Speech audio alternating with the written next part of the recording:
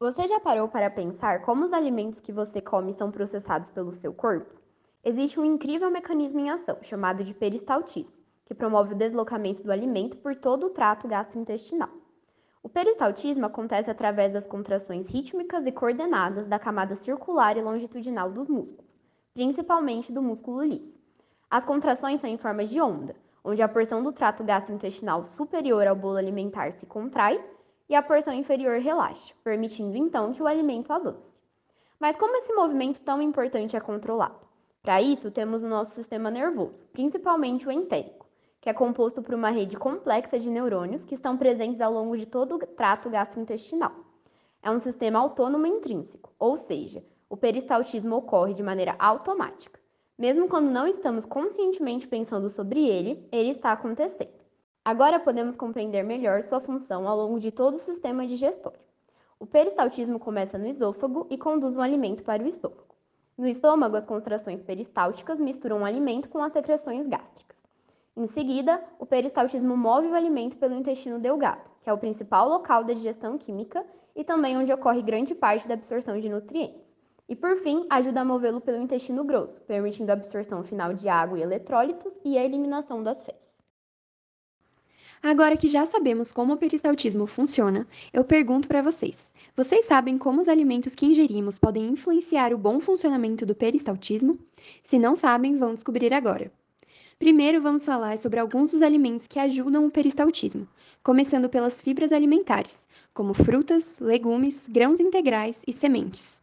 As fibras são carboidratos complexos que não podem ser completamente digeridos pelo organismo. Assim, elas retêm água, aumentando o volume das fezes e estimulando a secreção de muco, o que facilita o movimento das fezes pelo intestino. Além disso, as fibras são fermentadas pelas bactérias intestinais, produzindo substâncias como ácidos graxos de cadeia curta que estimulam as contrações musculares do intestino. Agora vamos falar da água. A hidratação adequada é fundamental para manter a consistência adequada das fezes.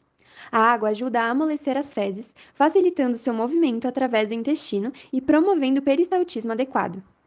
Dentre os alimentos que podem atrapalhar o peristaltismo estão a cafeína, pimentas e outros alimentos condimentados. A cafeína presente em bebidas como café, chá preto e algumas bebidas energéticas pode ter um efeito estimulante no sistema nervoso central. Isso acontece porque ela bloqueia os receptores de adenosina, um neurotransmissor que inibe a atividade neural.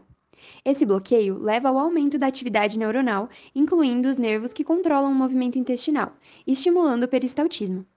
No entanto, em algumas pessoas, a cafeína pode ter um efeito diurético, levando à desidratação, o que pode resultar em constipação. Agora vamos falar sobre as pimentas e outros alimentos condimentados.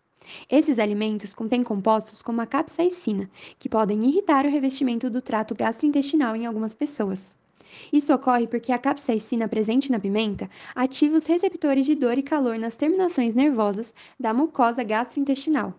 Isso desencadeia uma resposta inflamatória localizada, que pode aumentar a motilidade intestinal em algumas pessoas. Em casos extremos, pode causar diarreia. No entanto, esses efeitos podem variar de pessoa para pessoa. Mas não são só as comidas que podem vir a influenciar na peristalse, uma vez que uma grande variedade de drogas e fármacos são conhecidos por terem essa capacidade. Por exemplo, medicamentos como opioides, que incluem remédios receitados como morfina e oxicodona, e substâncias ilegais como a heroína, são conhecidos por diminuir a peristalse. É por isso que a constipação é um efeito colateral comum quando usamos esses medicamentos. Outros medicamentos, chamados de anticolinérgicos, também diminuem a peristalse. Eles fazem isso ao bloquear a ação de um mensageiro químico em nosso corpo chamado acetilcolina.